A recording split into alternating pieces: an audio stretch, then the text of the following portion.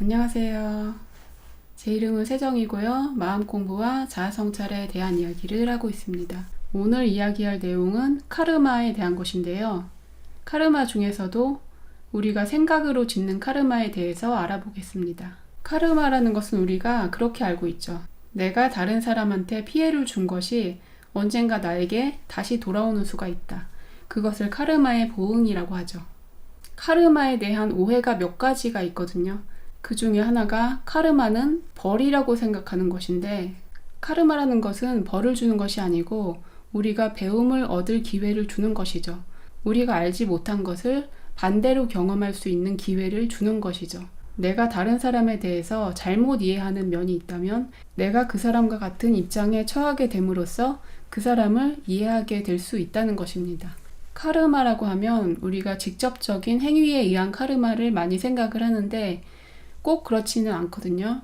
생각에 의해서 카르마가 생기는 것도 많이 있어요. 그것을 의업이라고 하죠. 내가 직접 다른 사람을 괴롭혔다든지 다른 사람의 물건을 훔쳤다든지 사기를 쳤다든지 이런 거는 우리가 카르마를 당할 수 있다고 생각을 하잖아요. 그런데 이런 거 말고 내가 그 사람한테 직접적으로 아무 일을 하지 않았어도 내가 카르마를 받는 경우가 있어요. 내가 그 사람에 대해서 잘못된 판단을 내리고 잘못된 생각을 했을 때 그 생각이 나에게 돌아올 수가 있어요. 대표적으로 어떤 게 있냐면 비난하고 경멸하는 경우, 두 번째는 조롱하고 비웃는 경우, 세 번째는 무시하는 경우, 이런 것들이 있어요. 우리가 다른 사람을 비난하고 경멸하는 것의 문제는 뭘까요? 비난을 한다는 것은 내가 그 사람의 입장을 모르면서 내 멋대로 판단을 하고 있다는 거죠. 그 사람의 사정을 모르면서 내가 그 입장이 아니면서 함부로 비난하고 경멸하고 그렇게 함으로써 그 사람의 존재를 무시하는 것이죠. 우리가 노숙자를 보면 이렇게 생각하기 쉽죠. 한심하다. 어디 가서 일을 해도 저렇게 살진 않을 텐데 그런 생각을 하잖아요. 그런데 그 사람들이 진짜 손발이 없어서 일을 안 하는 게 아니고 정신적인 문제가 있는 거겠죠. 정신적으로 그런 문제에 내가 처하지 않았는데 정확하게 그 입장을 모르는 거잖아요. 어쩌면은 그 노숙자가 나의 먼 친척일 수도 있잖아요. 그리고 정말로 우리 주변에 가까운 사람이 언젠가 노숙자가 될 수도 있는 거죠. 전혀 나와 무관한 일은 아니란 말이죠. 불경에 그런 얘기가 있다고 하죠. 부처님의 제자가 이렇게 물어봤죠. 저기 구걸하는 사람을 보고서 어떻게 생각을 해야지 제 마음에 죄가 없겠습니까? 그렇게 물어보자 이렇게 대답했다고 하죠. 내가 예전에 저 사람과 같은 처지에 있었다고 생각을 해보라는 거예요. 어쩌면 전생에 내가 거지였을 수도 있죠. 그리고 내가 실제로 거지가 될지 어떻게 알아요? 어떤 상황에 있는 사람이든지 우리가 함부로 판단할 수는 없는 일이에요.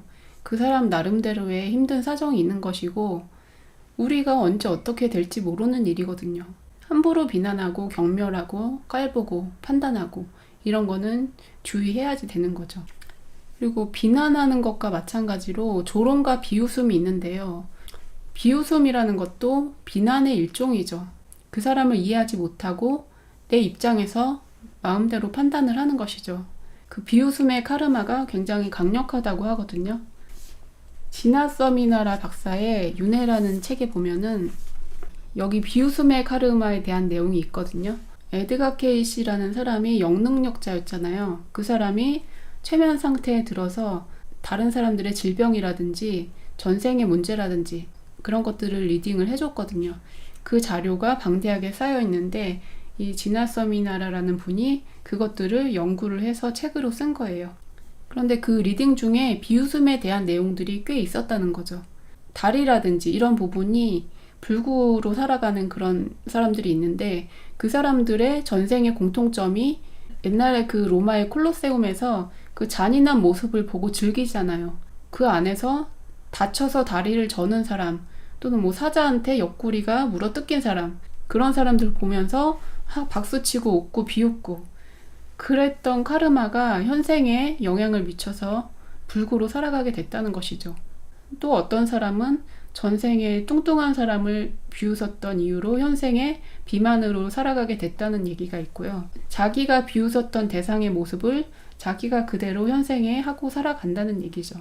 신체적인 질병이나 이런 문제들이 전생에서 오는 것들은 대개 36세 이전에 나타난다고 해요. 36세 이후에 인생의 후반 동안에 나타나는 것은 전생이라기보다는 내가 현생에서 지은 업 같은 것들이 우리 인생의 후반에 나타날 수 있는 것이죠. 우리가 다른 사람을 함부로 비난해서는 안 되겠죠. 큰 일이 아니더라도 우리가 일상 속에서도 많이 저지르는 일이잖아요. 가령 이런 것들은 우리가 많이 하죠. 우리가 결혼하기 전에는 아이 엄마가 아이들 막 2명 손잡고 이러고 다니면서 시달리면서 그러는 거 보면 저러고 다닐 거면 집에 가서 쉬지 왜 나와서 돌아다녀 이런 생각 하잖아요. 그런데 직접 결혼해서 애를 낳아보면 내가 그 모습을 하고 있더라는 거죠. 저 개인적인 경험도 많이 있는데 한 가지를 얘기를 한다고 보면 제가 한 10년, 12년 그 정도 전에 우울증이 있어서 많이 힘들어하고 그럴 때 저희 남편이 저에게 비난을 했었거든요. 왜 거기서 빠져나오지 못하느냐, 왜 옆에 있는 사람 힘들게 하냐, 그렇게 비난을 했었는데 몇 년이 지나서 남편이 사업을 새로 시작하고 처음에 잘 되지 않으니까 처음 몇 년 동안 불면증에 시달리고 힘들어하고 그랬어요. 그런데 그때 제가 똑같은 얘기를 해준 거죠. 왜 옆에 있는 사람 힘들게 하냐, 정신적인 문제는 그냥 빠져나오면 되는 거 아니냐, 왜 사람이 그것도 극복을 못하냐. 저도 똑같이 그 얘기를 돌려준 거예요. 나도 모르게 그 얘기를 해주고 있더라니까요. 오래전에 남편이 저에게 했던 얘기, 그걸 제가 그대로 하고 있었고 남편이 움츠러든 상태로 있었는데 그게 예전에 제 모습을 닮아 있었던 거죠. 계속 역할을 바꿔가면서 우리가 이해하지 못했던 일들을 계속 경험을 하는 거죠. 가까운 사람들 사이에서 그런 일들이 많이 일어나요. 사람들은 자기가 어떤 생각을 했는지 어떤 말을 했는지 그걸 잊어버리거든요. 그게 카르마로 인해서 온다는 것을 몰라요. 주변에 보면 그런 일들 많아요. 저 집에 누구 이혼했대더라 그러면서 이혼한 사람을 막 흉봐요. 그런데 그런 사람이 바로 자기나 자기 가족이 이혼하는 일을 겪게 돼요. 그리고 어떤 사람이 일을 안 하고 직업이 없다 이런 것에 대해서 비난하는 사람이 또 자기가 또 장기적으로 놀게 될 수도 있고 자기가 비난했던 것이 자기의 모습으로 돌아온다는 것이죠. 세 번째로 문제가 되는 것은 남을 무시하는 생각인데요. 내가 다른 사람을 도와줘야 될 상황에서 남의 일이라고 생각하고 무시하고 지나가는 경우에 그 일을 내가 당할 수도 있다는 것이죠. 무조건 다 도와줘야 되는 것은 아니지만 구분을 잘 해야죠. 어떤 일은 도와줘야 되고 어떤 일은 그 사람이 헤쳐나가도록 놔둬야 되고 그것을 구분을 해서 내 마음에서 거리끼는 것이 있다면 최대한 도울 수 있는 것은 도와주는 게 좋겠죠. 힘들어하는 사람을 내가 도와줄 수 없다면 최소한 그 사람에 대해서 무시하는 마음은 품지 말아야지 되는 거죠. 내가 도와줄 수 없다면 기도라도 해주면 되죠. 저 사람이 어떻게 일이 잘 풀렸으면 좋겠다. 이런 기도를 해주면 도움이 되겠죠. 다른 사람을 비난하고 비웃고 무시하고 이런 생각들이 왜 나에게 돌아오느냐. 그것은 모든 사람이 어떤 처지에 있든지 동등한 존재이고 모두가 존엄한 존재라는 것을 우리가 망각했기 때문이죠. 모든 사람의 내면에는 동등한 신성이 잠재되어 있는 것인데 우리가 그 사람을 비난하고 무시하고 비웃고 이런 것들은 내면의 신성을 무시하는 거예요. 신성모독에 해당이 되는 거죠. 신성모독이라는 것이 우리 종교에서 모시는 그 신을 모독하는 것만이 아니고 우리 각 사람 안에도 다 신성이 있거든요. 사람의 인격을 무시한다는 것은 신성모독이나 마찬가지인 거예요. 그래서 우리가 이해하지 못했던 것을 이해할 수 있도록 우리가 직접 그 처지에 처하게 된다는 것이죠. 이런 얘기들은 남의 얘기가 아니고 사실 우리가 매일매일 경험을 하는 일이거든요. 단지 우리가 이것이 카르마가 돌아온 것임을 알아차리지 못할 뿐이죠. 이것을 알아차리기 위해서는 내가 어떤 힘든 상황에 처했을 때 거꾸로 물어보세요. 내가 이런 일을 당한 다른 사람을 보고 비난을 하든지 조롱을 하든지 무시하든지 그랬던 적이 있었나? 한번 생각을 해보세요. 그랬던 적이 있었다면 거기에 대해서 우리가 그거 잘못된 생각이구나 하고 참회를 할 필요가 있는 것이죠. 우리가 어린 시절에는 부모님에 대해서 잘 이해를 못했었죠. 그런데 우리가 직접 부모의 입장이 되어 보니까 이해가 되는 측면이 있죠. 그때는 엄마에 대해서 이렇게 생각했죠. 엄마가 용기가 없어서 이러고 사는구나. 그냥 헤어지고 살면 더 편할 텐데 왜 그랬을까. 그런데 우리가 결혼해서 살아보니까 그러지가 않잖아요. 아이들을 생각해보면 그게 절대 쉬운 게 아니죠. 우리가 겪는 부정적인 사건을 다 보면은 다른 사람을 또 이해할 수가 있어요. 제가 며칠 전부터 몸에 두드러기가 심해서 가렵고 그랬거든요. 저희 엄마가 피부 질환이 많아서 가려워하고 긁고 약 사다 먹고 그런 일을 많이 했어요. 저는 그렇게 생각했어요. 엄마가 너무 호들갑던다. 조금만 참으면 되지 왜 병원에 가서 그 독한 약을 받아다 먹냐. 저는 그렇게 생각을 했었어요.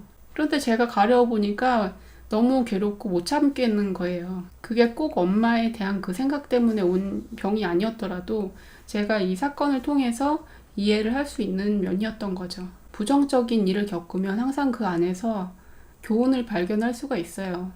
내가 놓쳤던 것이 무엇인가? 내가 이해하지 못했던 것이 무엇인가? 그것을 찾아내서 이해할 수 있는 기회가 되는 것이죠. 내가 힘든 상황에 처하면 내가 예전에 이런 상황에 처했던 사람을 보고서 이해하지 못하고 비난한 적은 없는지 돌아봐야 한다는 것이죠. 우리 생활 속에서 그런 면을 성찰하고 이해하고 개선해 나가고 그렇게 살아간다면 우리 안에 있는 카르마가 줄어들 수 있다는 것입니다. 남을 비난하고 판단하는 생각, 조롱하는 생각, 이런 생각들이 아주 자주 올라오거든요. 그것을 알아차려야 돼요. 알아차리고 내려놔야지 되는 거죠. 길을 가다가 어떤 사람의 외모를 보고서 또 비웃는 마음이 올라온다. 즉시 내려놔야지 돼요. 저 사람은 나와 동등한 소중한 사람이다. 그걸 알아차려야지 되는 거죠. 또 어떤 사람의 행동이 조금 이해가 안 된다. 그런 면에 대해서도 비난하는 마음이 올라오려고 할 때 알아차리고 저 사람의 사정이 있겠지 하고 마음을 내려놔야지 되는 거죠. 사람들은 각자 자기 입장에서 보기 때문에 이해하지 못하는 것들이 아주 많은데 그 입장이 되면은 또 다를 수가 있다는 거죠. 내가 이해하지 못하지만 그 사람만의 사정이 있겠지. 그 사람의 세계가 있는 것이겠지. 이렇게 내가 모르지만 미지의 세계로 남겨두자는 것이죠. 그리고 있는 그대로 인정을 해주는 거예요. 어떤 모습이든지 그 사람의 모습을 있는 그대로 존중하고 이해할 줄 알아야 된다는 것입니다. 이해할 수 없다면 그냥 내버려 두세요. 최소한 비난은 하지 마세요. 그리고 내가 모르는 것이다 하고 마음을 내려놓으면 되는 것이겠죠. 모든 사람이 어떤 모습으로 살아가든지 있는 그대로 온전하다. 이것을 이해하는 하루하루를 살아나가시기를 바랍니다. 오늘 영상 도움 되셨다면 좋아요, 구독 눌러주세요. 안녕히 계세요.